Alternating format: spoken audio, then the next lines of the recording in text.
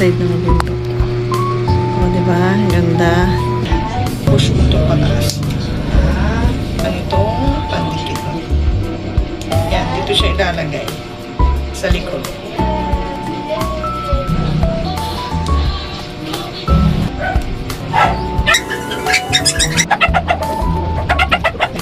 Make sure nyo lang malinis sa inyo surface ng tubig.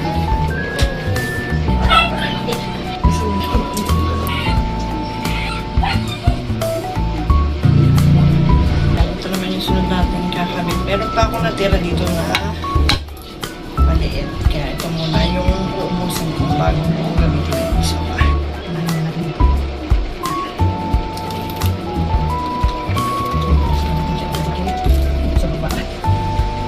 Kulang sobra.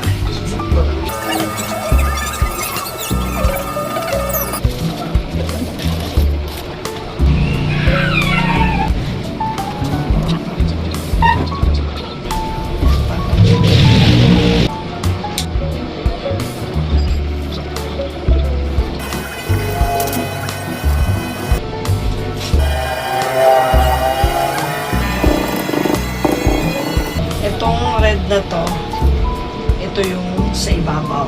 Tapos itong black na to, ito yung sa ilalim. Yan. Ganyan.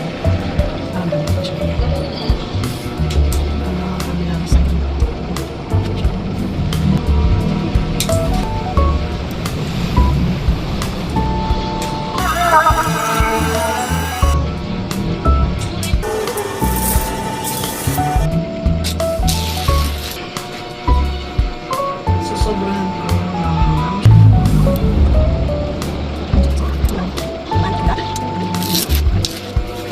ito, pagdating dito sa side na to, hihilahin mo siya.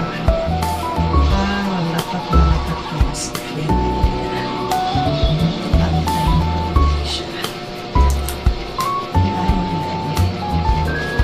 Kasi bibigyan niya yan once mo nahilan. Para maganda yung pagkakalapit ng skin. Dalihan naman siya. Tsagalan naman siya.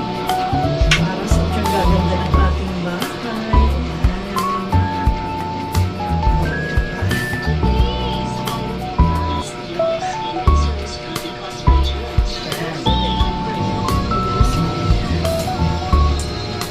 Ito naman hilahin yung pababa naman.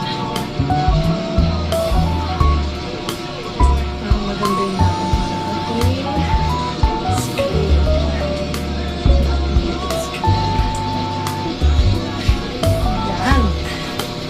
Perfect. Sunod, ito naman yung ating ikakabit. Itong white.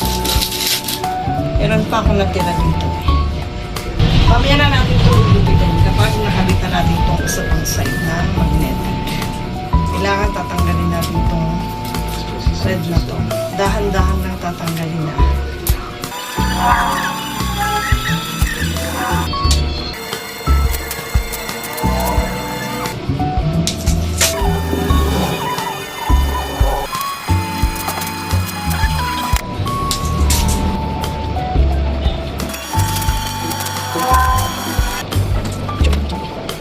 Natin dito.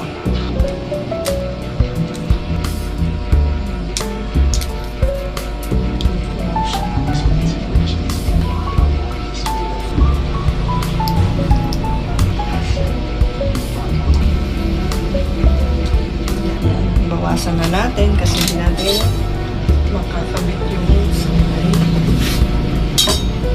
baba. Bawasan na natin siya. Mas madaling gamitin na ang kutsilyo.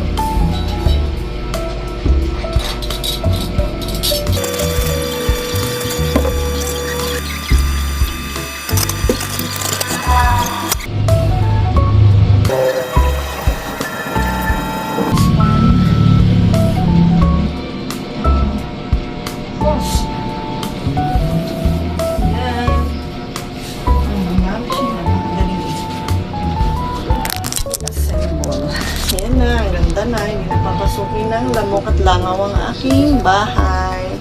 Kasi magpapagawa kayo ng screen window. Ito na lang. Diba? Mura pa. At madaling gawin. Kahit